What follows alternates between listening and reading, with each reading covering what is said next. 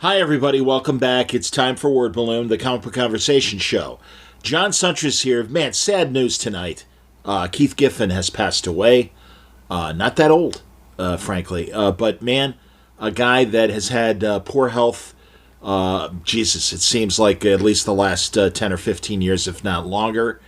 And I only had the opportunity to have one conversation with Keith over the years. And that was thanks to my good friend Vanita Rogers, who used to be part of the Newsarama writing crew. And I wanted to get Keith, and she had suggested that Keith didn't like to prearrange interviews, but he was happy to give you his phone number, and if you caught him and he had time, he'd give you a conversation. And that's exactly what happened to me back in 2006. Now, we talked about the Bwahaha JLA years. We talked about his work on the Justice Society Super Squad when they brought back All-Star Comics in the early 70s, and he was assisting Wally Wood in drawing the first images of Power Girl and Superman. Great stories about that. Just a really nice conversation. At the time, too, he was doing a lot of work for Boom Studios, Ross Ritchie, because Boom was brand new, and they were really interested in Keith's ideas. So that was part of our conversation as well. But all in all, it was really great. As years went on, you might have even seen it at various conventions, Keith just didn't want to deal with the publicity end of his work. And he wasn't a dick about it at all, but he was kind of a curmudgeon in the best way. And it was just like, he even, I saw him at a few shows. I'm like, I'd love to have you back. And he's like, John, I just don't do it anymore. And I'm like, okay, again, last thing in the world I want to do is, harass somebody into coming on Word Balloon. And my feeling is, if I got at least one conversation, then I'm content. If that's the only time I was going to talk to Keith Giffen, so be it. Ironically, I did put out this conversation in January as well. But I always feel like when we lose somebody and they've had the opportunity to do Word Balloon, it's nice to be reminded of their spirit, their personality, and why they were a good interview. And I'm pleased to say that my one encounter on the record with Keith Giffen was incredibly kind and pleasant. So I hope you enjoy this special presentation of Keith Giffen. Rest in peace, Keith. Here he is now from 2006 on Word Balloon. I wanted to start at the beginning for you at DC because it kind of ties into the current storyline that's going on. Your first work was with All-Star Comics JSA Revival with Jerry Conway and Wally Wood? Yeah. When I first broke into comics, I pretty much did everything wrong. I thought I knew it all. I figured there was nothing I could learn. Hey, I've been reading comics all my life. I know how to do this. And I got guys like Wally Wood, Joe Kubert, Carmine Infantino to just sit at their feet and learn from them. But I was too big a jackass. And so it's funny because Carmine Infantino actually taught me everything I needed to know about comic book storytelling visually, with a piece of tissue paper, a few abrupt lines, and a 10-minute talk. Back then, like I said, I was just too headstrong and too stupid to realize what he had given me. And I'll tell you, I used what he said. He said, to this day, I still do it. I still work off of that little piece of tissue paper that he showed me. But yeah, my first stint in comics way back when with All-Star and the various other things, it was kind of disastrous. Well, I point to that specifically because you did the Golden Age Superman, and what I thought was neat, and I read this in an article, I want you to confirm it, it was your idea to give him the Joe Shuster look again. Boy, you're asking for a memory stretch. I seem to recall asking permission to do that, to put it into the breakdowns. That's great. And then Wally, of course, just knocked it out of the ballpark. I can't really say, I can't say with 100% honesty, yep, that was my idea. But I do recall asking permission. Take that for what it's worth. Okay. It gets kind of muddy. Comics are really a collaborative process. You have so many people working on one book, and it's really incestuous. Like Bwahaha. Mark DeMatteis and I still argue over who came up with Bwahaha first. I swear it was him. And I read it in the comic and went, oh, that's cool. I think I'll work that to death. And Mark claims that it was me. Now, we could check, because we have the plot. We can check, did it show up in the plot first or in the story first? But it's not worth it. It was we came up with it. Okay, fine, we're cool.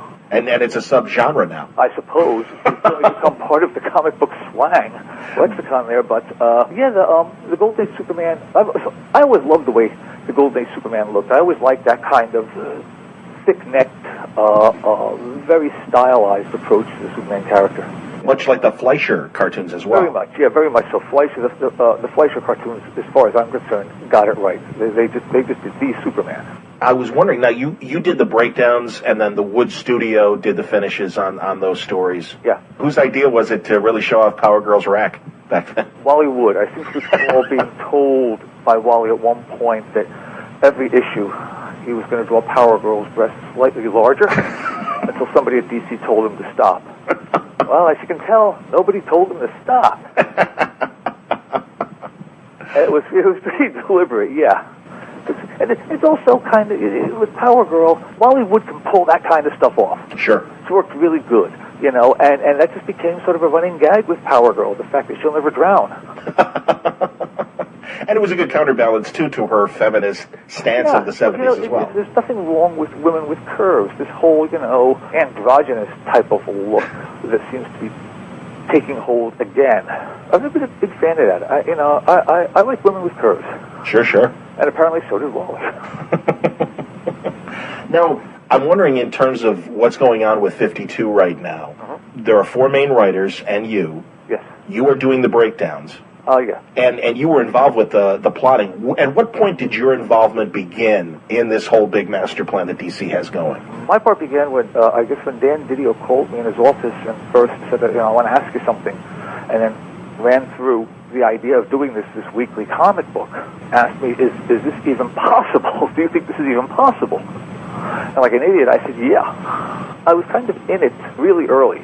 I believe that the writers were involved in it, or at least in terms of pitching it and wanting to do it before I was. But I was brought on pretty early. I was brought on before it was even called 52. I attended the 52 meetings. So yes, it has been, again, it's that oddly incestuous collaborative process that 9 times out of 10 generates really good comic books. I'd like to point out right now, just sort of go on the record here as saying that when you have that many egos in a room, that many writers at the top of their game, it can get kind of, that's what I'm looking for, awkward. But to everyone's credit, everyone just put ego aside and just tossing ideas into this communal kitty for 52 with no guarantee that they would be able to work off of the idea that they came up with. It was just really a great across-the-board collaborative process. I was really impressed. There were absolutely no creative dust-ups. Nobody's trying to grab more than is their due. Grant Morrison put it best. When the meetings were all done, he said, I've always been kind of a solo actor, at least, teamed up with somebody else, but now I feel like I'm part of a band. Which I guess, he sort of compared it to the Beatles once, which I guess makes me team best. It doesn't sound like it, man. Actually, it sounds like you're the one keeping the real beat, because obviously the crucial thing, I think, to a weekly comic would be getting the art done. And that's all you supplying the breakdowns. Well, so I don't want to take any more credit than I'm due here. I guess the best way to describe my participation in 52 is if you see these tug-of-war things that they have on the beach sometimes, and they do these Battle of the Network Stars. There, I just dated myself.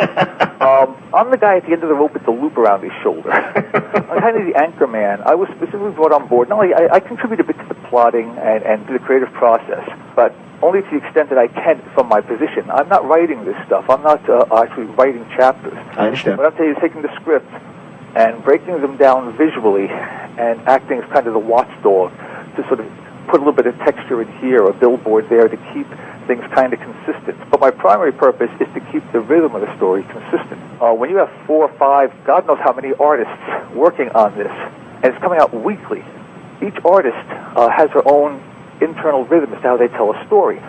Chris Batista is not going to break down a story the same way that Joe Bennett will. But by me coming in and providing the breakdowns, it means that even though you'll get Chris Batista one issue and Joe Bennett the next, and somebody else the next, it won't be too jarring because the pacing of the visuals and the storyboards, for lack of a better word, will stay consistent issue to issue to issue. Sure, and that's something that I think DC has been successfully doing in the last year or two in terms of having artists jam, even in the same book, and still achieving a consistent look. Well, that's because when these kind of projects come out, be it something like Infinite Crisis or 52 or whatever, video makes sure that the buck stops with a specific person, be it the editor or himself, so that it's some people call it being a control freak or micromanaging, but it's just making sure that everything remains consistent and everyone is on the same page. One of the things with Infinite Crisis and the things that DC's been doing, I've heard a lot, is, well, all the books pretty much now have to kowtow to Infinite Crisis. A, it's not kowtowing, and B, yeah, they should, because if you're not marching in lockstep on a major event like this is going to redefine your line of books for a long time to come, then, the wheels are going to come off the wagon. You can't have one editor going, 100% cooperation, absolutely, and another editor going, no, I don't want a piece of this. Everyone's got to be playing along. Everyone's got to be on the same page. And DC's been really good with that because, look, sometimes Didio will just step in and go, shut up, we're doing it this way. And to an outsider, and even to me sometimes, I'll admit, you think, well, that's pretty harsh. He's just trying to do everything his way. When he's really trying to maintain creative consistency until they get to the end of this event, at which point, boom, it can blow up into all kinds of diversity again. I know where DC's heading. I know where Infinite Crisis has been, is going to wind up. I know where 52 is heading. I can see now how Identity Crisis was necessary to start the ball rolling. And I'll tell you, the destination is really, really worth it. If I didn't think so, I wouldn't be involved in 52. That's cool. And weren't you in charge of a big event post-crisis years ago? Was it Invasion or? In charge makes people think you're calling the shots. I was instrumental in pulling together Invasion. Yes. And also the sort of modest crossover that he could so thing. So yeah, I do have kind of experience with it. But Greg Rucka put it best when Didio at the meeting threw out the question, sometimes these things just don't work. Why not? And Rucka hit it on the nose, because some people won't play. Right. Some people just decide they don't want to play. Well, Dan steps in and goes, okay, you're playing, period. And you've got to do that. You can't have all the books except a handful of Batman books moving in a specific direction, and then, it just doesn't work. It starts fragmenting. Sure. So, yeah, DC is getting better and better and better at pulling these things together, but only because Didio or the people who are helming the project aren't out there to make friends. They're out there to give good products. And if that means just, no, you're doing it this way, period, that's what they'll do. How many artists? You mentioned two of them. How many artists are going to be drawing 52? I don't know. At last count, I believe Wacker was juggling close to 6. Okay. Keep in mind, it's a weekly comic. Absolutely. And once this thing starts coming out, it's going to be bang, bang, bang, bang, bang every week. We're taking this lead-in time right now to get as many issues done as is humanly possible, because we don't want to reach the point where the artist is having to really flame through the assignment. Mostly because that's not fair. It's not fair to the artist. Everybody on a big event like this, where everyone's going to be paying attention to it, wants to put their best face forward. And if an artist comes on and he has a week chopped off his deadline because somebody before him screwed up, it's not fair. The guy's going to have to do the best job he can within a deadline that's been truncated, and nobody wants to be known as, he was the bad artist on the book. Right. So, there's a lot of factors that go into this, just simply because it is a weekly comic book. Were you involved with Action Comics Weekly from 15 years ago? Bob Fleming and I poked around with the Peacemaker story. We got a couple of chapters of that. I remember that. But I was not hands-on involved in it, and it was just a blip on my radar. Okay. That's the concern of readers, and that and the Marvel Weekly from the same time period and everything. That was the only example. This obviously is a much different animal because it is one story. It's one story, but also, again, there's a real solid structure as to how this thing is going to be put together. They've got all sorts of redundancies built in. We're trying to cover every possibility, and of course, there's something you just can't cover. But people are always asking me, do you think you can pull this off? Do you think you can pull this off? And my answer has always been, look at the talent that we've got involved with this book. Look at the writers that are working on it. Look at the artists that are working on it. Look at the way everyone is just really giving 100%. How can we not do it? I mean, it's inconceivable to me that we won't pull this off with the roster of talent that we have. That's really cool. And plus, there's always that little goad that always works by telling them, if we screw up issue number 22, we got 30 weeks of embarrassment. Because this unfolds in real time. Absolutely. The week of the 4th of July, there's going to be fireworks in the comic, and so if we screw up the deadline and don't make a week, we're 1 week behind, and it would just be humiliating. That's really terrific. You're going to tie in real-time events to the story as well. Yeah. Very cool. And so far, so good. I'm glad I'm not on that side of, having to go, all right, we're doing week 22. Okay, what's going to happen then? Oh, it's, God knows. It's Arbor Day. What do we do at Arbor Day? I just get the scripts and break them down and smooth off some of the rough edges. So I don't have to worry about, how do we fit Christmas in here? That's up to those guys. Well, this is the end of January when we're talking. Where are you currently in your breakdowns for 52? I'm starting 11. Okay. Okay, and this begins in May? Yes. Okay. So you see, it's moving along really nicely. By May, we should have a huge chunk of this already in-house. Mm-hmm. And again, it's not like we just decided we're going to do a weekly comic and I'll start working on it next week and we'll schedule it for next month. This has been very well planned out and put together. I don't know how Steve Wacker's doing it because he's the editor. Yes. And he's editing other books other than 52. There's a flow charts all over his wall and everything. But I'm really glad that he's on board because I think Steve Wacker is one of the few editors in the business that can actually pull this off. Wow. In terms of, he knows how to handle the talent, he's respected by the talent across the board, and he's really meticulous. And I think you need that. That's really cool. Every writer I've spoken to, and now with you, Grant is the only one I haven't spoken to, and all of you guys are speaking really highly of how well Steve is executing everything for 52. Yeah, it's really good. He keeps everybody in the loop as the artwork comes in. When he has enough, he'll make sure everyone sees it, utilizes email to keep people updated on things. He's the perfect choice. Of course, now I've been working with him for a couple of months, but even so, I find it very hard to imagine any other editor doing quite the job that Steve is doing right now in terms of holding things together and just maintaining. That's what it comes down to. This is a marathon. And yeah, that's how it's been described to me, a marathon. And also Greg Rucka even said, when it's all done, it's a novel, not a graphic novel, a novel in terms of the dense storytelling you guys are doing. I don't mean to dump on any other editors up at DC or imply that they would be incapable of doing the job on 52. Mm-hmm. I'm just saying that because of the way he handles the talent, the way that he edits the books, and his attention to detail, Steve Wacker was probably the best choice they could have made for this. That's really cool. All of you guys have been saying that, and I think that's really great. And it shows that you guys are all on the same page. Yeah. Oh, yeah. It's not as if we go months without talking or emailing one another. It really is a consensus thing. If a new character has got to be created, it goes into the communal pot. There were some characters that we needed early on that Grant Morrison just, suddenly gave us a whole list of these characters all worked out. Everyone was kind of stunned by that because it seems to have happened overnight, but that's what Grant does. Wow.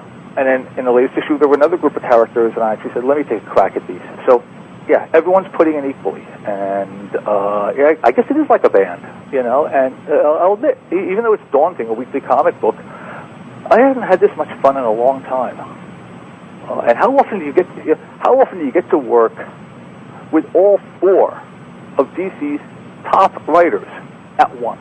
Yeah. Most people are lucky if they bump up against these guys once or twice in their career. I mean, I'm in a real good place. I'm in a lucky place. That's really cool. Let's talk about the Blue Beetle. All right. Because that's coming up. New character, a tie to the original Beetle in Dan Garrett, that he has the Dan Garrett Scarab. Yeah, there's this new Blue Beetle. Although it's a brand new character, it's a brand new take on the character, it's a whole other animal. We don't just erase everything that's gone before. This isn't a reimagining where you say, oh yeah, all that time you spent being fans of Blue Beetle, haha, waste of time. We're not doing that.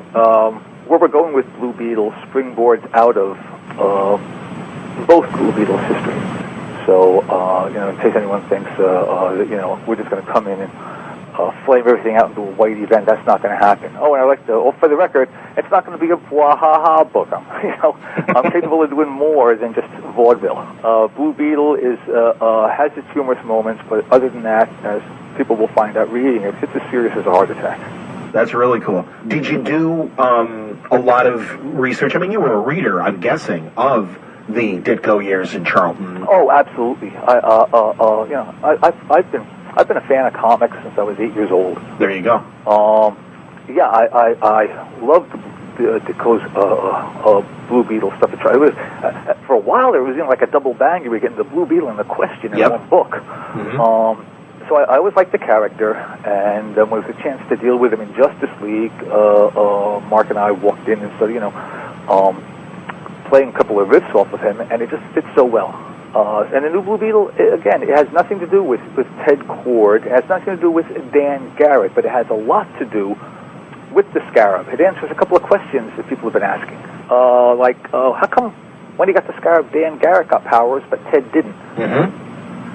We get to all of that. But it's not done in such a way that you need a doctorate thesis. You have to have written a doctor's thesis on Blue Beetle. It's not a book that insists you know about Blue Beetle history or know what has gone before. It's a perfect jump-on point, and as we reveal things that impact the new Blue Beetle that come out of the past Blue Beetles, we're doing it as if these stories were never told before, so the new reader doesn't have to go hunting down Justice Leagues to see about Ted Kord or Charlton Comics or even the original Blue Beetle. We're trying to really make this a self-contained book. Okay, because I was kind of wondering, just from a curiosity standpoint, because I'm an old-time radio fan, and I was pleased to discover even the Blue Beetle radio show of the 40s that seemed to take from that Victor Fox version of the Beetle. Mm-hmm.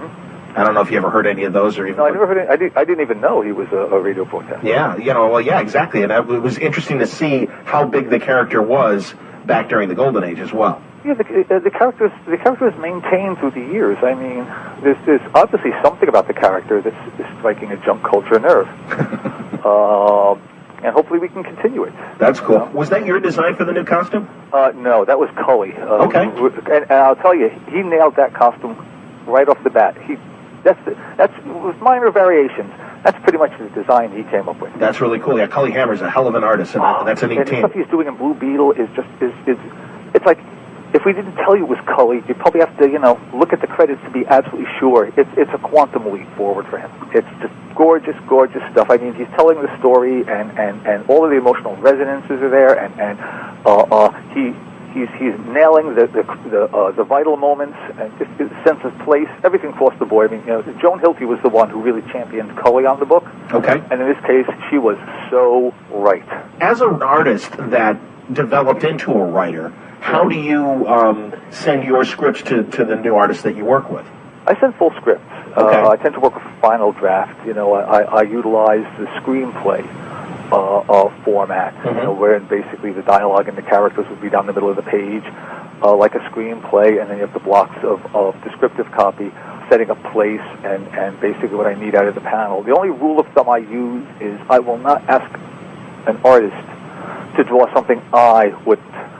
Maybe coming from drawn comics before I started writing comics, I think I'm a bit more sensitive to the artist's concerns or the artist's needs.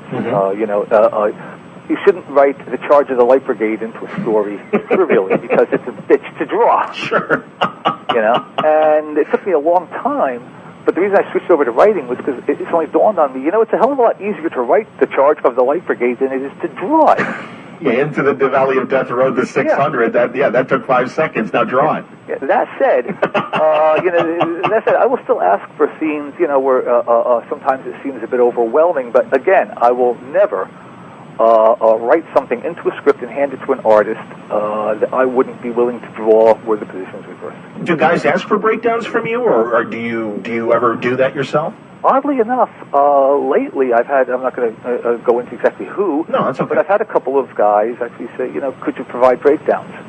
I guess, working on the Justice League and the other books I did up at DC and doing the breakdowns, I don't think it's as the artist, says, oh, I need Keith Sterling breakdowns to make it work. I think it's just a curiosity factor of, would you mind doing breakdowns on this? Because they're just curious about how it would work out. Sure. Also, it helps with the deadlines a bit, and I think that's another reason I'm doing the breakdowns for 52. Not only is it artistic consistency, but if I do the breakdowns, the artist doesn't have to worry about breaking down the page, and he can completely focus on drawing. Right, executing the work. Kind of 1/3 of the job has pretty much been removed, and like you put, you said, he just has to execute it to the best of his ability.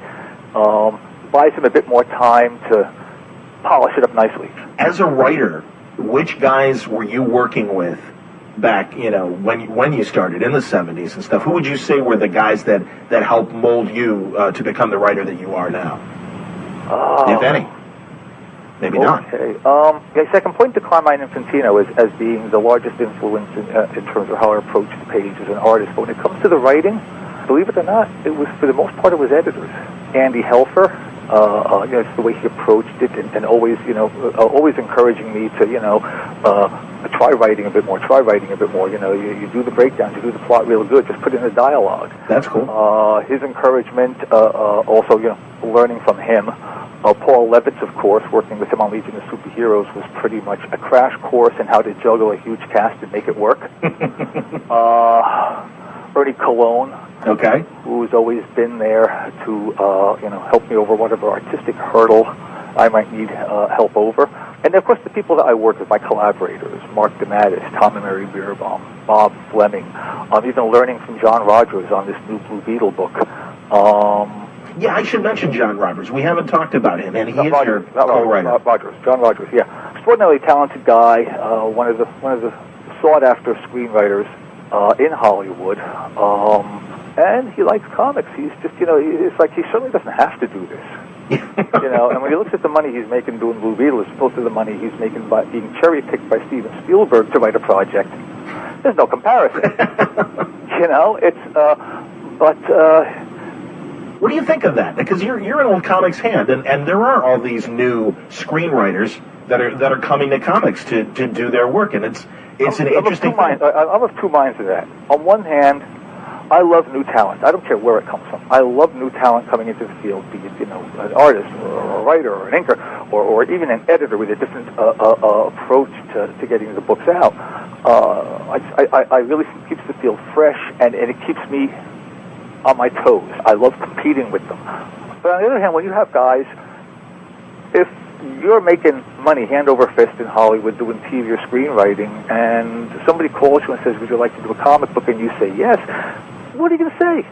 If you want to do it, by all means, do it. My problem is that sometimes the companies will overlook the comic book writers looking to grab a name that they can slap on the cover, like, from the creator of this and such, or from the guy who wrote this movie. And that's where it becomes problematic for me. And, you've got a wide range of extraordinarily talented writers in comics, a lot of whom are just getting work on a piecemeal basis. And maybe you should look to them, because these are the guys that kept this business alive and vital for so many years. Certainly. Before you go looking outside. But, yeah, I can't really blame them. I mean, it's if you can land the guy that did Buffy the Vampire Slayer, he brings a lot of junk culture credibility with him. Yeah, and I think he loves the books that he's writing, too. Yeah. So, it's like, it isn't as if I look at it and go, oh, these Hollywood writers are taking our jobs. I understand. I don't see it that way. I see that, they're new in the business. And again, it's people I can compete with or even learn from if I bump up against them in a collaborative manner. I just wish that sometimes, in some projects, I really wish that their first inclination wasn't to go outside of the comic book field to grab a writer. No, I understand. And I don't begrudge any of these guys any of the work they're getting, because, you can, like this guy, Josh Whedon. Mm-hmm. That's the guy, I mean, yeah, Buffy, and he had a whole bunch of stuff under his belt, but I can guarantee if he handed in a bad comic, he was going to get more work. Absolutely, and there have been guys from Hollywood that have come in and have been wrapped for their bad work, and they're not writing comic books anymore. Yeah. A lot of people think that comics and movies are so akin. I don't see why more comic book people aren't writing movies and vice versa. They're completely different disciplines. With comics, in film, you are writing linear. You are writing. It's for action. It's for movement. It's linear. Whereas in comics, you are isolating scenes. Mm-hmm. So, and it's going to sound kind of weird, but the white space between the panels is as important as what the panel features. It's kind of like going through an entire movie and doing a picture book, and you can only pull out certain frames. And those frames have to not only tell what's going on in the story, but move the reader or the viewer on to the next frame. They're not as similar as a lot of people would think. The only similarity is that both traffic in words and pictures. It sounds like you agree with a lot of what Scott McCloud says in his texts about understanding comics. And I don't know if you've read those. Yeah, I have. I read Scott's book, and yeah, I agree with a lot of what Scott says. That's cool. I really think I think there's I think there might be an attitude out there on behalf of guys working in other fields, whether they're best-selling novelists or top-tier screenwriters or producers or guys who write for television. Mm-hmm. The comics will be just easy money, roll off a log. I do this. I have beer and pizza money, and they're usually kind of surprised to find out that it's a whole other discipline. Sure. They're as similar as film and TV and comics are. I really think that there's more that they don't have in common. A lot more that they don't have in common, and that's what certain people have of trouble understanding. It's the same reason. It's the same thing happens when some comic book guys go to film. They're not used to writing that flow, so they tend to isolate incidents. It's a discipline. Aikido is not karate. Is not jujitsu. Absolutely. It's a different discipline. So so I guess that's probably the best way to put it. Have you tried to do any Hollywood stuff, either storyboarding or scripting? I did a lot of storyboarding. I did storyboarding for Batman Beyond for batch episodes. That's great. Storyboarding for the first 2 seasons of Static Shock. I wrote 2 episodes of Ed, Edd n Eddy. Oh, very cool. One of which is in constant rotation. So yeah, I've done the animation stuff. I've done a couple of spec screenplays and gotten the the usual amount of disinterested interest. But it's again, sitting down to write that spec screenplay. When I look at the first one I ever wrote, and I keep it in my machine as a reminder. You think you're so great, read this piece of crap. It's a learning process. It took me about 2 years to understand the rhythms of a screenplay or a teleplay. Now, you've worked then with those guys at Warner with Static Shock and Batman Beyond. Yeah. I just had Dwayne McDuffie on about a month ago. Dwayne's a great guy. And Dwayne's one of the good guys. Absolutely. And those shops, I think, have produced such great animation and have, really understood the spirit of what made comic books great and really translated it well into cartoons in a way that it was never done before. Well, yeah, and there's a certain amount of respect for the source material, but there's also got to be a certain amount of disrespect for the source material because it is a different genre. Yes. A lot of the changes that are made in cartoons or in movies to the characters are dictated just by the medium they're working in. It was okay for Adam West to run around in the Batman suit as we know it. But if you want to reach a much broader audience and not be camp about it, you got to jack it up a little bit. Sure. It's takes different approaches for different mediums. But the Justice League guys, I agree with you that they've come about as close as you can come to really just animating a comic book. Yeah. Now, it's funny because, you make the Adam West comparison. I wasn't going to even ask you this, but it brings to mind the failed Justice League pilot that seemed to take a page. I got to go there because I'm just curious. Obviously, that's a good reaction to tell me what you think of it. But yeah, what did they start with your guys' stuff? Well, I sat in a couple of meetings with. I sat in a couple of meetings with some producers or the guys that were then trying to pull this together, and they, to their benefit, they were really trying to capture the comic book and do it in as dignified a manner as possible, considering the restrictions of budget, et cetera, et cetera. Sure. But, the best laid plans, when Justice League came out, I don't know how many rewrites it went through. I didn't notice it was the same guys. And it boy, it nosedived, didn't it? And I think the worst thing that happened to that Justice League pilot was the Flash TV show took off. Yeah, that's true. Everyone's got to look like the Flash. It was a misfire of cosmic proportions. It makes the Roger Corman Fantastic Four thing look like gold. You know? Yeah. Well, poor David Ogden Stiers, Charles Winchester from that was hysterical. as the Martian Manhunter. Oh yeah, and it's kind of like these ridiculous shots. Like I think at one point, Fire is actually doing something critical to helping him win, and she looks at the camera and smiles like she's vamping for the Miss America judges.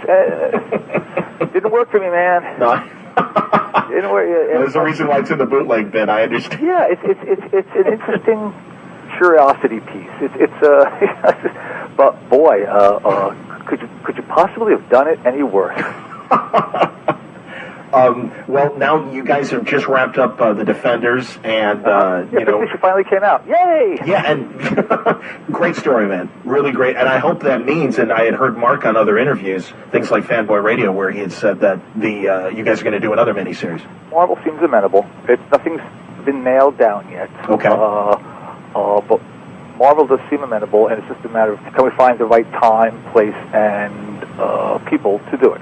If Defenders continues, will it be me, Mark, and Kevin again? Will it be me and Mark? We don't know who's going to be busy. We don't know when Marvel's going to want it. So it is kind of up in the air. Yes, Marvel would like to continue the Defenders, but no, I'm not quite sure when they'll want to actually start on it or under what conditions it'll be coming out.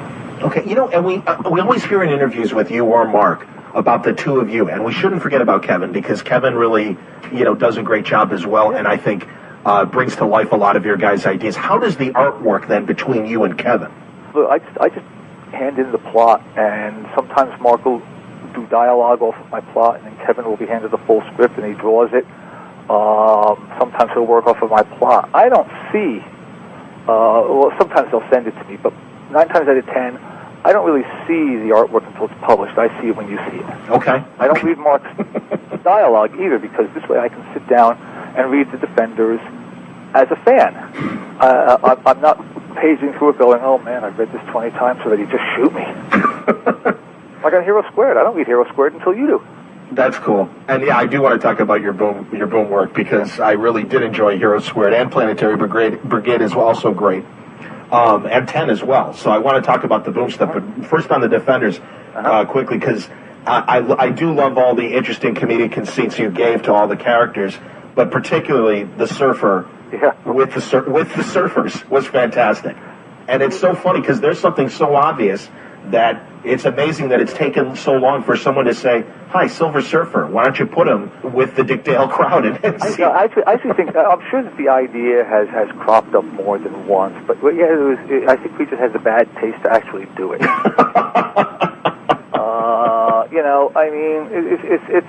I think the high point of the 5-issue Defenders thing is we got the Hulk lead.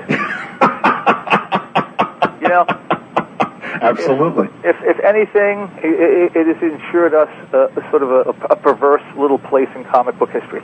Look, Defenders was just it's just Mark and I dragging Kevin along and putting on our red noses and the baggy pants, and away we go. It's great, and the tradition continues with your Boom Studio stuff with Hero Squared and Planetary Brigade. That's again another neat idea, because like any superhero cipher group, there are allusions to iconic characters that everyone can recognize. Yeah. But I also like the fact that you guys, especially with Hero Squared, have injected that kind of the way new comic books are made today, and the independent comic books, where you've got kind of the slacker guy who suddenly discovers this, alternate universe version of himself with Superman. Yeah. Well, Hero Squared was a vague idea I had way back when about, what if there was a knock on the door and you opened it and it's you in a superhero suit? And it just sort of springboarded from there. When I talked to Ross Ritchie about it, he really liked the idea. And, bringing Mark on board, well, that was a natural. And, just running with it from there. Ross Ritchie dug up Joe Abraham. And we haven't looked back. The good thing about Hero Squared is it's Mark and I unfiltered. Yes. We don't have to worry about soiling a character. Right. There's a big thing on Justice League. Oh, you can't use that character, you'll soil him. The rules of Justice League were really, really easy. When he walks in the door of the embassy, we're going to have a bit of fun with him. But when he walks out, we will return him in the same shape he was when he came in. In the meantime, we'll have a bit of fun with him. Absolutely. We'll have a bit of fun with the character. And a lot of people look upon it as, they just make fun of the characters. And, yeah, well, that's true. Yeah, we do. But it's not done with malice. I don't think we could do the kind of stories that we do in Justice League or Hero Squared if we didn't have some form of affection for the characters, And listen, on Justice League, I was always more interested in Ted and Beatrice and Guy than I was in Blue Beetle and Fire and Green Lantern. Who was Mary Marvel's character in the revamp? I asked for Supergirl. Okay. And I guess we couldn't have him for whatever reason. I think we were just nervous about the fact she's just been launched and we might foil her. And when I asked for Mary Marvel, look, nobody was more surprised than I was when they gave Mary Marvel to us. Because you soiled the hell out of Mary Marvel. And yeah, it's just, actually, one thing I couldn't do that I wanted to do was I actually wanted her to lose her virginity and show up the next day in the red costume. I had heard about that, yeah. That didn't go anywhere. That was no way. But that's the beauty of Planetary Brigade, where you can do these things. Yeah, and keep in mind, when we first walked in with the whole idea of forming this Justice League, as far as I was concerned, Mary Marvel was going to fill the void left by Ice. Mm-hmm. But she launched into her own character, Yeah, just this gushing, innocent girl. Yeah, I mean, put on a coffee jag, Yeah. Have a guy go on there inappropriately touch her. I mean, there's all sorts of stuff going on in there with that character. And by the end, we suddenly realized, she's not the Ice replacement. She's this a fully developed character in her own right. And also, and I don't think we soiled her. No. Well, it was the alternate universe when they got soiled. That's okay. Truth to tell. Oh, okay. But it's great because I think the Marvels, the Fawcett Marvels, are so tough to write because everyone has the memory. The best that they ever were during those C.C. Beck and Otto Binder years of comedy and lighthearted stories. Yeah. And I think it's tough to put them in today's world. And luckily, I think you guys, in both versions in the 80s with Captain Marvel and this version with Mary Marvel, you guys had the right tone of comedy, but still respectful to the characters. Yeah, well, that's the idea. Because, again, we weren't interested in Mary Marvel as much as we were interested in Mary Batson. I don't know. Mm-hmm. Yeah, Batson, yeah. Mary Batson. And once you understand who the character is, the powers just become something that you can riff off of. It's some of our favorite issues, to go back to Justice League, sure, are the ones where nothing really happened. And that's even not too good. Nobody threw a punch. Just because you don't throw a punch doesn't mean there's not a lot of shit happening in a book. Sure. But in terms of Justice League, in terms of Justice League America, we're pretty much unanimous that Moving Day is the story we all really like a lot. In Justice League Europe, it's the French list. Yeah, I was going to ask you about the French list, because I love that one, too. Yeah, but the annual Justice League Antarctica, I think, was where everything just came together to tell the kind of story, right? Plus, I love penguins. And the kind of books that Mark and I do, the way we deal with the characters, it's the down moments that I think become more interesting than the running out and beating up a villain. I don't know any other superhero team that could have gotten away with having two of their members go on a date to the Ice Capades. I was so proud when I came up with Guy Gardner on Ice, by the way. I understand. But once you set up something like that, and once the fans and the readers are bought into it, there's no limit to the amount of fun you can have. And Hero Squared is a sort of, and Planetary Brigade is sort of us just continuing that, but we don't have to worry about, returning Captain Marvel to the DC universe because he's got to appear over here, mm-hmm. or you can't do that with so and so because back in his history he stubbed his toe on Thursday. We can just do whatever we want with the characters. And Hero Squared, again, I think it's more about the dynamic between Milo, Captain Valor, Steffi, and Caligulus than it is about putting on a cape and beating people up. I gotcha. And Planetary Brigade, Planetary Brigade is basically, we're known for a superhero team. Let's create our own. And it's a great team. I've read the first issue. I haven't read the second yet, but It's great because, again, recognizable ciphers, but you can do whatever the hell you want with them. Oh, yeah. I mean, it's like, well, you start off with the recognizable ciphers. Like, it's obvious. Grim Knight is the Batman guy. Certainly. Eventually, we might explore the fact that, his kid sidekicks never last more than 6 months. There might have been 20 of them so far. Captain Valor is obviously Superman. Mm-hmm. And then the rest, we started off with, the Mauve visitor is John Jones. But all of a sudden, he became Truman Capote. And Earth Goddess, well, she was, and they sort of launch into different directions, and that's where the fun comes into it, when you figure, well, you started off as a Batman clone, but man, you're nowhere near Batman now. Is Earth Goddess kind of an amalgam between like a Wonder Woman and a Mary Marvel? She's kind of an amalgam between a Wonder Woman, She-Hulk, a Metamorpho, sure. Every superhero group has the members and the big guy standing in the background. Mm-hmm. There's always that. There's Reed, Sue, Johnny, thing in the background, big guy. And Earth Goddess was basically our big guy in the background. That's cool. And just, just trying to take the icons, the iconic characters, and say, here's another way to look at them. Doctor Strange. Okay, what if it's a chick? What if she's got a third eye? Boom, we're running. Yeah. And that's what's fun to me. It's I would much rather come up with something completely new than try to fix something that's been badly damaged. Other than the handcuffs being off in terms of what you can and can't do with these Boom Studio characters. Up to a point. Ross has lines that he won't cross. Okay. Like I'm never going to get the character Cubic Justice in there. I want to. I've mentioned her before.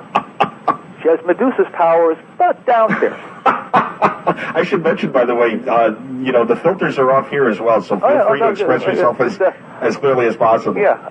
So that's not going to happen.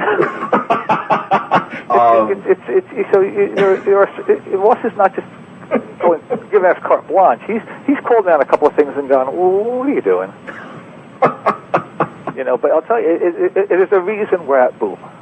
Well, that's great, and I think it's a win-win for both of you. Yeah, well, it kind of, I hope it's a win-win for both of us. Hero Square was something Mark and I really wanted to do. Ross Ritchie wanted to start a comic book company. Ross Ritchie wanted to start a comic book company that published comics. We own Hero Square lock, stock, and barrel. Ross has no rights to it at all. He didn't even take 1%. Wow. He publishes, he makes his money off of that. Boom is fast becoming what Image was supposed to have been.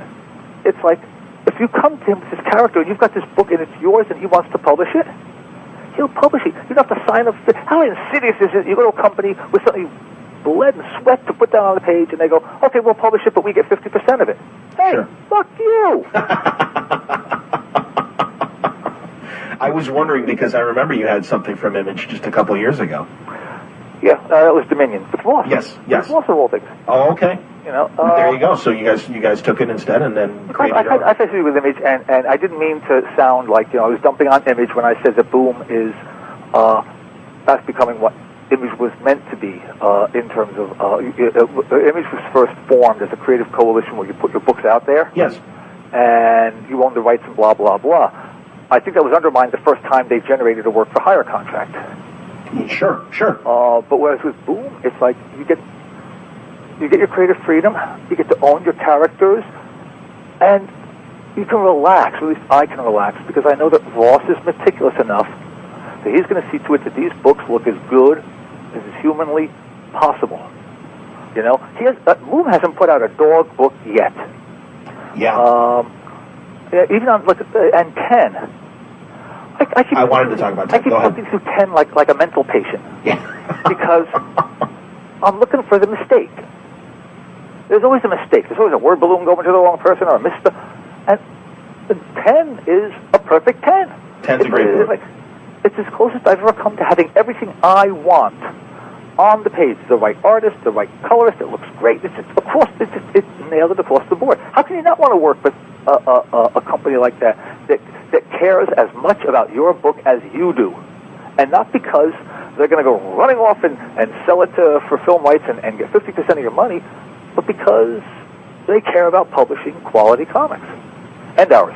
It's great. And 10 is as far from the Justice League, Hero Squared, Planetary Brigade stuff that you do, and reminds people that you're not just wahaha. You do good grit, and you do tough stories. And that's a very tough story, and I think you and Andy Kuhn executed a great story. Well, funny is, all the criticisms of 10 are the ones I wanted in there. Like, people going, well, how could it be random if it was his girlfriend? And my take on it is, what made you think they were telling the truth when they invited you to the contest? Mm-hmm. The entire theme of 10 is summed up in one sentence. Nothing more horrifying than random. Random is horror. Yep. And to me, it was just a line drive down the middle, nasty little story that I had to get out of my head. It's funny that people only think of me in terms of wahaha when I've done a 5 year later Legion. That was not very funny. No, and brilliant. I did Mars Attacks. Yes. The first miniseries. I've trafficked in books that aren't meant to be funny. Or majority of them kind of are, tongue-in-cheek funny, but like to look at Peter David and go, oh, he couldn't write a superhero book unless he put humor in it. No, Peter's quite capable of writing dead-on serious stuff, and I'm sure that he could scare the shit out of you if he put his mind to it, if he wanted to. For a while, every time I got on a book, it was, oh no, he's going to make it funny. Yeah, it's just I think people started moving out of that. He's only funny when I started doing the English adaptation of Battle Royale. Yeah, I was going to ask about that because there are a lot of similarities between 10 and Battle Royale. Yeah, 10 was birthed out of the Battle Royale idea of just people trapped in people chosen at random in bad circumstances. Mm-hmm. With 10, I left a lot of questions open. I left a lot of the one thing that everyone's missing, and I left a lot of clues. Maybe I was too subtle, but. I read reviews and they go, well, how does the guy, the black guy, know so much about the contest? Well, listen to what he's saying. I've been down this road before. Jesus, he's the last contest winner. You know. Yes. I wanted 10 to be something wherein you only get the information that Graham gets. The odds are that if you are one of 4 people to survive a nuclear holocaust, out of the 3 people you're with, the odds are that one of them is not. There's not going to be a nuclear physicist among the bunch. You know, it's like, oh no, the grass has come to life and is eating us, and you're trapped in a basement with a botanist. Hey, how handy! People die without ever knowing reasons why, and that to me is horror. That terrifies me. The fact that you know there are people wandering around out there just choosing victims at random. You know, and with 10, I tried to push that forward. I think it was a good story. It reminds me of a couple things in a good way, not derivative, but certainly in the same genre. Series 7, an independent movie, and also a British comic book that came out a few years ago, Button Man, The Killing Game. It was a John Wagner comic book. I never heard of it. Yeah. And no, those it really worked, and it is. It's a great one shot, and I recommend people to go seek it out because it's always meant for. I'm never going to return to those characters again. There's no sequel. There's no background. Although I had a perverse thought that somewhere down the line on Hero Squared, that Milo gets a box in the mail. Oh, that's cool. But as it stands right now, 10 was just a one-shot. I had to get the story out of my head. I got you. It was like I did this story called Chigger and the Man for Taboo, Steve Bissett's now defunct horror anthology. It was another one of those nasty little stories I just had to get out of my head. Well, I don't sit around watching the Three Stooges all the time. I'm a huge Grindhouse horror fan. Hey, are you did you see Hostel, or are you going to see it? Yeah. Oh, really? Was it disappointing? For me, yes. Okay. I expected more of it, and this again, just me. It's just me. You know, it struck me as being like, you know, Euro Trip by way of the Japanese guinea pig genre. Yeah. And I was just like, yeah. By the time they started working these kids over, I wanted them dead. See, I was just in Amsterdam like 5 years ago, and that's why I'm like, you know, this sounds like it'll be fun. And I talked to Jimmy Palmiotti earlier this week, and he was saying it was good. So now I got to balance between the two of you because I respect both of your tastes. It's just, you know, it just with me, I was just going, you know, oh God, just kill them, just kill them. You know, I have no sympathy for these people. Just kill them. It's, you know, we're, oh my God, our Icelandic friend that we've known for all of a week is missing. Let's go get him. No, he's not even a drive to the airport friend yet. He's certainly not. He's missing. Let's go hunting for him, friend. So, and is there any recent film? Oh God. Yeah, I know. that like, really did kind of hit that part of your brain that appreciates the grindhouse kind of mentality? Audition. Okay. Lucasfilm. Current. Oh boy. Anything. You can reach back if you want to. I'm trying to think. I like some of the Japanese horror stuff. I really liked Audition. I like She's a Killer, Dead or Alive. Those are Nikkei films. Why do they try to remake those into American films? Because the American junk culture landscape is barren. Because they're cowards. People running the media are really they're a cowardly, superstitious lot. Thank you, Bruce. Okay. It's like we're talking the mindset of a bunch of people who thought remaking Bewitched. Yeah, you're upset. You're absolutely right. It's the kind of people. Hollywood is run by the kind of people who are still buying SUVs.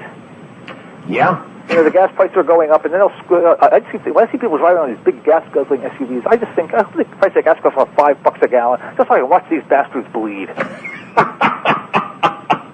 I think there's a reason why I like your stuff, man. No, it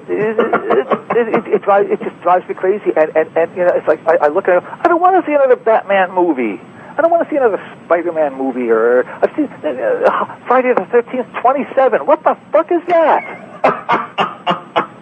Did you not like the Batman movie? I haven't seen it. Oh, okay. I want to watch. I don't want to see another Batman movie. I just don't want to. I don't want to see another Spider-Man movie. I don't want to see another X-Men movie. Friday the 13th. But enough.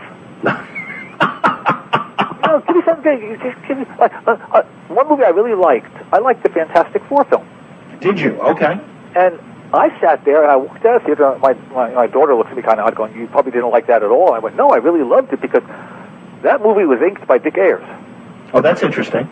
It perfectly captured the first year of the FF. When we would go, I got to build this atomic thermostat. Blink, next panel, it's there. Well, here he was going, build a machine to, blink, it's there. It was the perfect boiling down of that first year of FF, and they throw in the stupid ass shit. Sure. Anything the kids like, let's put Johnny in a dirt bike competition. See, now I didn't see that because I heard all the bad things about Fantastic Four, so this is interesting to hear. No, if you go in realizing that it's meant to be a fluff piece. Sure. And if you go in figuring it's meant to be a fluff piece, you'll pretty much be okay. That's cool. So I kind of enjoyed it. Would I recommend it? No. Because I'm trying to think of the last movie I wholeheartedly recommended. Elephant. I didn't see Elephant. Elephant. It's I think it was made for cable or something like that. It's Gus Van Zant's really disturbing take on kids who bring guns to school. Oh, wow. And I do like... very disturbing piece of work. When he's not remaking Hitchcock, I do like Gus Van Sant. Yeah, he really... I saw this, and first I was astonished he made it. I was even more astonished that somebody would actually agree to show it. Because it is it is merciless. Wow. And so that was kind of interesting. But, it's really hard for me to leave the house to go see a movie because I always walk out feeling like I screwed out at $8. Yeah, I hear you. $8, that's cheap. Well, around here, it's just you go to the third run theater. Now, you said that 10 was a story you had to get out. I wonder, because you mentioned Legion 5 years later, which I do love. Yeah. And was that not in response to the years that you spent with Levitz, because clearly that was great work. But yeah, was that kind of a story that you had buried that you're like, well, there's no way that Paul would ever tell this story? No. It was when Karen Berger approached me and said, Paul's leaving the Legion, would you like to take over? We're thinking of starting it over from one, blah, blah, blah. I knew the kind of story I wanted to tell, and I knew where I wanted to go. I knew the theme I wanted to explore, and that is, these Legionnaires can be heroes even when it's all going against them. It's pretty easy to be a hero when you're living in these fancy digs and you have groupies. But what happens when it's all going wrong? So I needed to really tear down the UP universe. Mm-hmm. I didn't want to actually do that, on screen. So I bumped it 5 years later, figuring all this bad stuff happened during the 5 year later thing. And I'll revisit certain of the key points. But by bumping it 5 years later, it would mean that Paul's run on the book and all that had gone before with the Legion was intact. Legion fans would not feel as if I was completely disposing of years and years and years of continuity. Yeah, you've loved the Legion for 30 years, more fool you. I wanted to, respect it. And of course, then later on we had to do the white event, and then and it all hit the fan. And then we were scrambling like crazy just to salvage as much of Legion as we could. But the 5-year later gap was pretty much, I did not want didn't want it to look like I was systematically undoing everything Paul had ever done. Sure. I wanted to bump it 5 years later and take it from Grimm and see the resurgence of the Legion of Superheroes and eventually bring them back to the level Paul left them on. They haven't traded that, have they? No. That's too bad because, man, that's such a great story. Well, the original idea with the Legion of Superheroes was, and of course it got when I finally threw up my hands and figured I can't deal with this anymore. The original idea was that there would be a huge war to free Earth from the Dominion, wherein it would be revealed that the SW8 batch, the young kids, are the real Legion of Superheroes. They were replaced way back when. The adult Legion that I've been playing with all along were actually like Manchurian Candidate clones. I gotcha.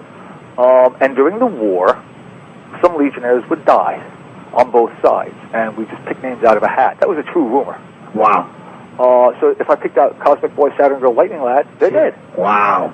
And this way, there would be no favorite. I have favorite Legionnaires. Everyone has a favorite Legionnaire, and this way we would remove that. We might have to kill our favorite.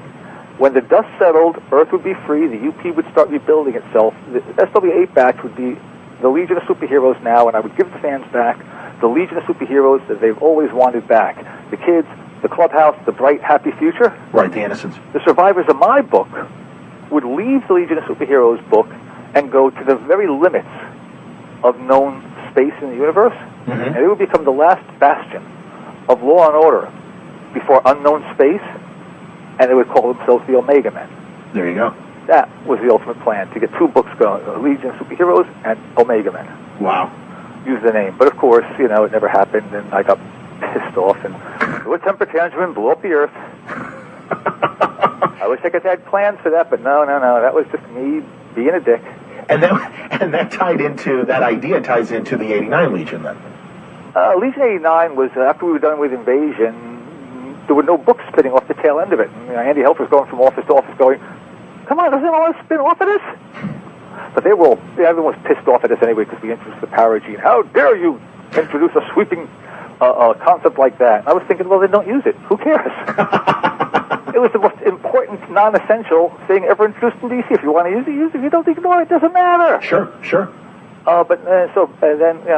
Nobody wanted. So Legion 89 and whatever books came out of the tail end, Justice League Europe, came out of the end of the Invasion, were basically me and Andy just putting books together and getting them on sale. So we'd have some books come out of the tail end of it because nobody was lining up.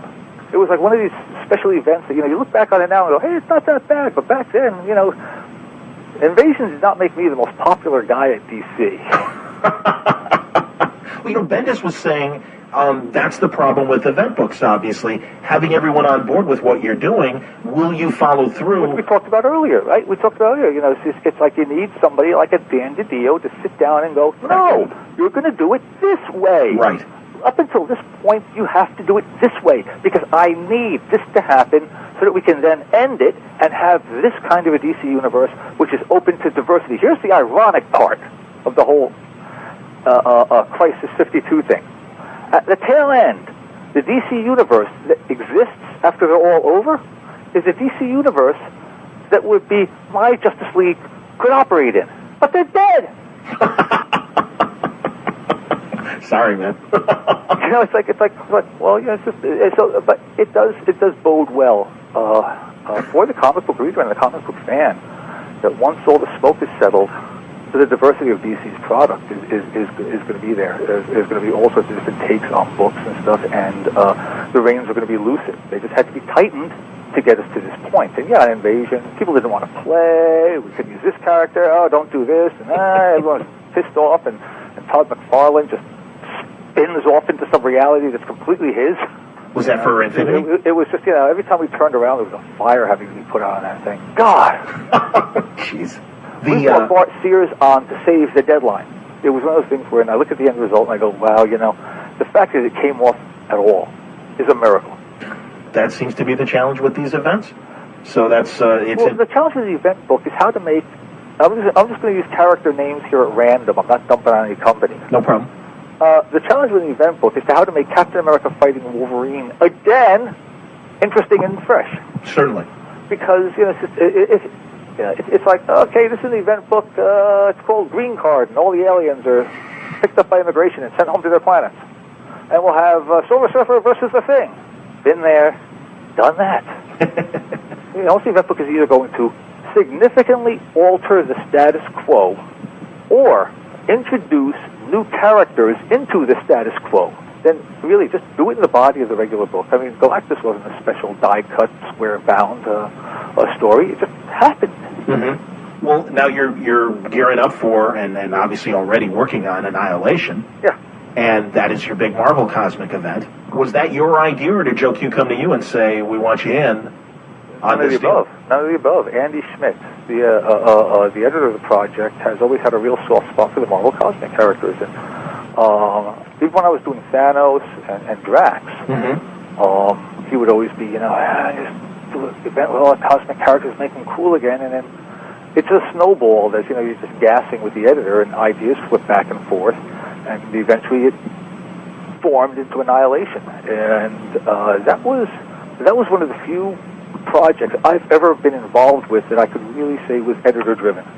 Okay. I started with editor-driven. And the great thing, everyone's bitching and moaning about Annihilation. It's the same format as the miniseries. Obviously, we can't use that format anymore without people whining about it. But the thing in Annihilation that makes it different from all the other ones, like people pointing to Seven Soldiers, bunch of miniseries with bookends. Oh, we've been there, we've done that. No, you haven't. I do the Annihilation prologue. There are 4 miniseries. I'm doing Silver Surfer. There are other guys doing the other characters. Yes. And the Annihilation series that follows up on it, I pick up where these other creators have left off to work it into the Annihilation series. So it's not just everyone is doing what Keith says or what Keith set up. When the Nova miniseries is done, I'm handed Nova, and I have to go with what they did. It makes it more of a challenge, and I think it makes it just that much more interesting because it's not one person generating the ideas. That's cool. And again, kudos to Andy Smith. This wouldn't have happened if it wasn't for Andy. It wouldn't be in this form if it wasn't for Andy. It's the one time I can honestly say I'm working with a creative editor instead of just a standard editor. Compare the two in terms of working with the other writers to what you've done on 52 then. 52, I'm working intimately with the writers. Okay. Annihilation, I do the prologue, I hand it off. Mm-hmm. I'm aware of what they're doing. We touch base every so often, but I barely communicate with the other writers because they're telling their stories. Gotcha. And I think it's important that Annihilation be that way because you don't have to buy everything with the Annihilation seal on it to get a good story. If you just like the Super Skrull, you can buy the 4 issues of the Super Skrulls miniseries. Mm-hmm. You get a beginning, a middle, and an end, and you can walk away. I think once you've read the Super Skrull, the background noise will be interesting enough to propel you into Annihilation. But it's not necessary. Okay. Do you guys, when executing this, look at what DC did with all the miniseries that led up to Crisis? No. Because, there were some readers did feel like, even though that same, statement was made, they do feel like, well, you say we didn't have to read that, but we kind of feel like we did. I didn't. I read everything, so it didn't matter to me. I was happy to read everything. You don't have to read everything there is on World War II to be able to understand and enjoy a story about a platoon set in a village. Okay. The Bridget Remagen. Mm-hmm. That's a beginning, middle, and end event that took place within the greater tapestry of the World War II. I get you. So, you don't have to know everything that's going on. As long as you know there's a cosmic war going on, then you follow the Super Skrull. And amid the backdrop of this war, he's telling a beginning, middle, and end story. I don't think it's really fair, especially with the price of comics nowadays, to come out with a special event and say, and you have to buy these other 8 books to understand what's going on. That's not an event book. That's bait and switch. No, I hear you. And I'm glad to hear you say that because, I think readers are more comforted when they realize that the writers get it, too, in terms of, it is $3 a book now. Yeah. I'm always aware of the price point on the book. I think that with the price of a comic book now, I could never do a decompressed comic. I don't understand, A, how they're getting away with doing those, and B, why the fans embrace it to that point. I mean, isn't the idea to have a comic book that it takes longer to read the comics than it does to take a dump? Ideally. You got it. It's like a $2.95 price tag. give them something. You know, just fill it to the extent that you can. Don't just give them the bone. Put some meat on it. Because it's like you get an entire issue of a book, and the entire issue is the guy walking across the room. Something's wrong. Something's wrong, and it's just. But I'll have to wonder: do these readers want to read? Is the comic supposed to be just this bang bang bang kind of visual fix, and they can move on to the video game? Because I don't get it. I have no idea what the appeal of what people are calling decompressed comics.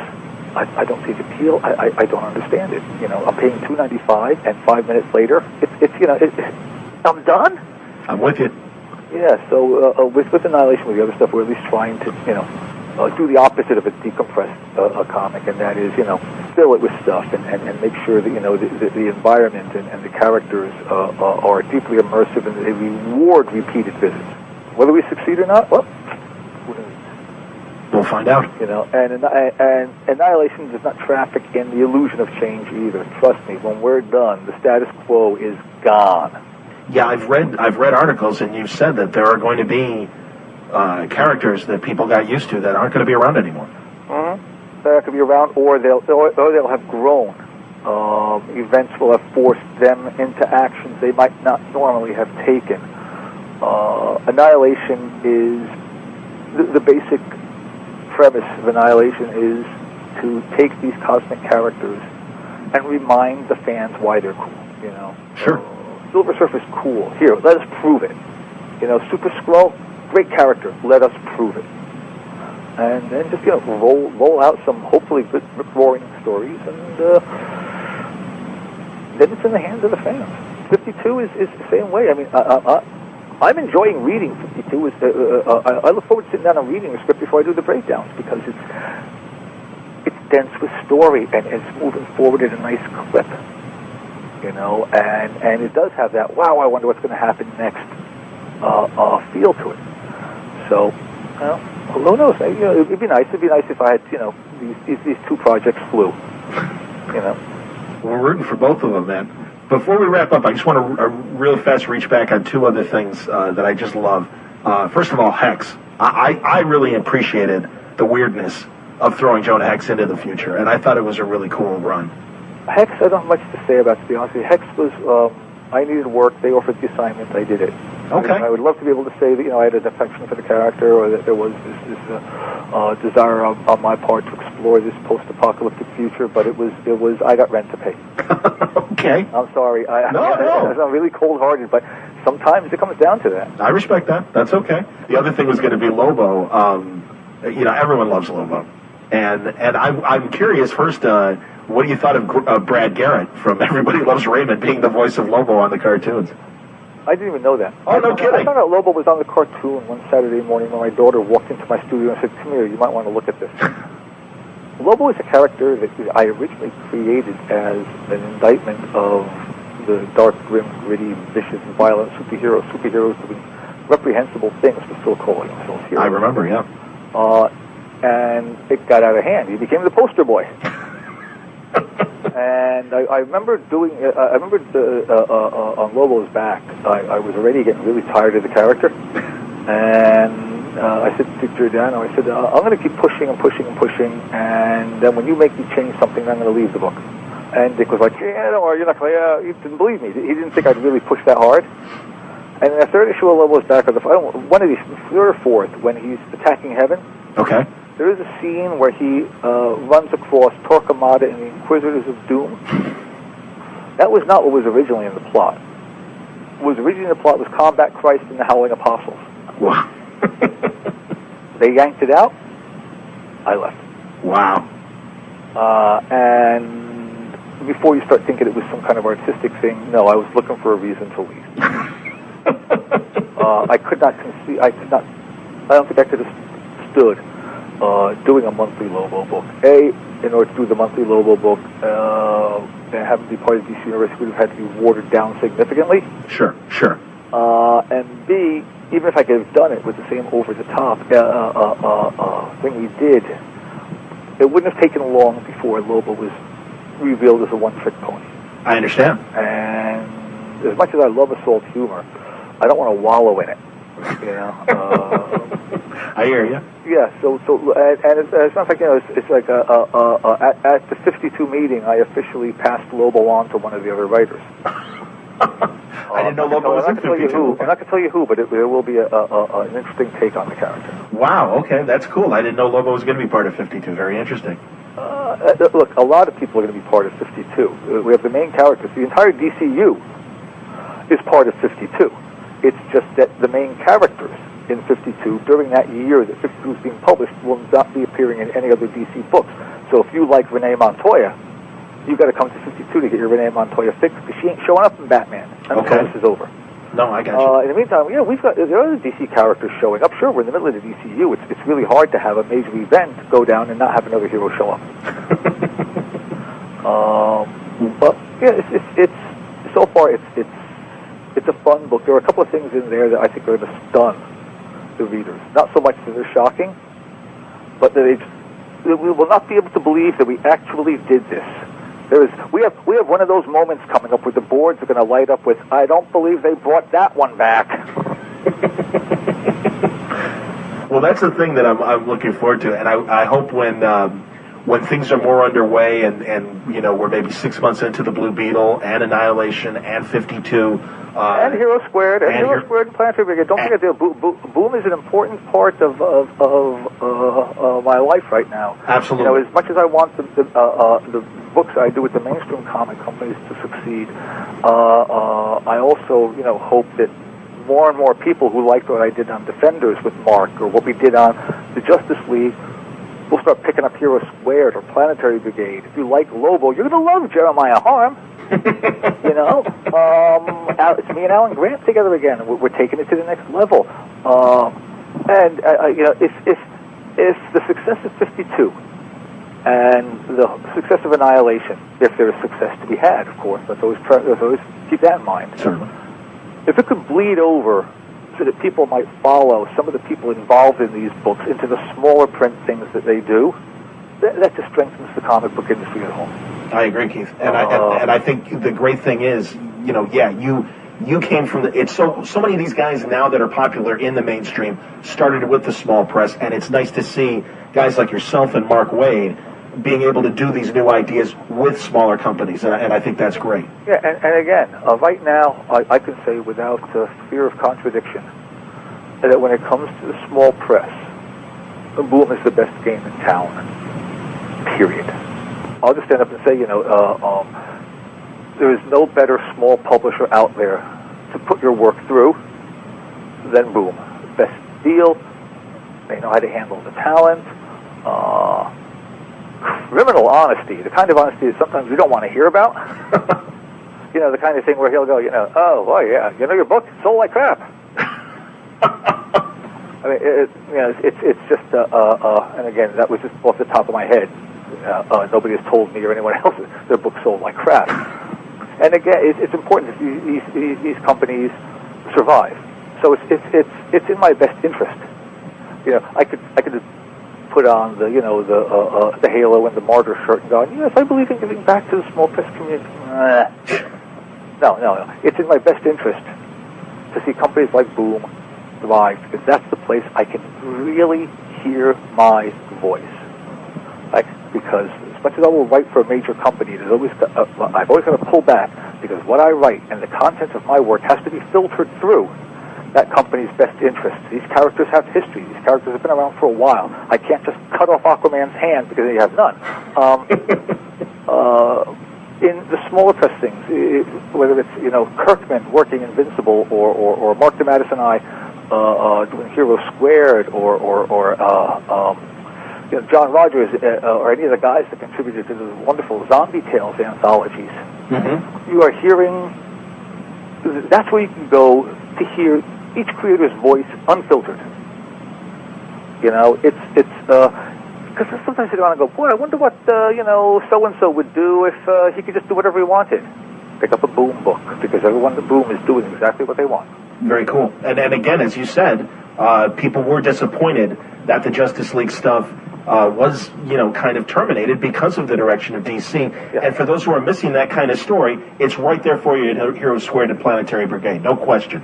Yeah. So I appreciate that, and honestly, I appreciate your time, man. You've given me a lot of time and a lot of stuff to work with, and No sweat, I tend to ramble. No, and again, as you'll hear from the finished product, tangents are welcome, and we're looking forward to the new stuff and continued success with the Boom Studio stuff and the major stuff as well.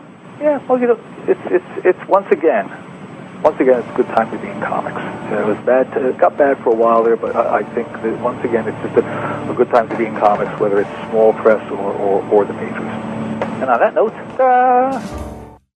Rest in peace, Keith Giffen. Thank you very much for all the laughs, both on the page, at panels, at conventions, you name it. The guy is, obviously, you've seen, I'm sure, all the tributes on social media from his peers. It's a real tough loss, and we're all really sad about it. So I hope you enjoyed this conversation with Keith. I am privileged to know that I had that moment where we could talk about his work. And it seemed like he had a good time. So I'm glad he spent time with me talking about all this. Coming up this week on Word Balloon, still some great stuff. Thursday night, a Trek watch, I promise. I know I've been lax, so we're going to be talking about 3 episodes of Lower Decks. Just me and Mitch. Franco and Wayne are out in New York for New York Comic Con. But Mitch and I will talk, and we'll talk about the last 3 Lower Decks, including Thursday's episode. We'll talk about the last 2 very short Treks. And there's been some Star Trek news. I don't know if you know, but it looks like Netflix is thankfully picking up Prodigy for its 2nd season, and likely will also stream its 1st season. That's great to hear, because it's an excellent show, and I think worthy of people's attention if they are fans of Star Trek. Ed Pisker is going to join me on Friday to talk about the Hip Hop Family Tree Omnibus that he is putting out. And what else can I say? I mean, that's just a great start to October. More great conversations coming next week and in the days ahead. So thank you very much for listening today. I hope you appreciated this conversation with Keith. More coming on Word Balloon this October. Until next time, Word Balloon is a copyright feature of Shaky Productions, copyright 2023.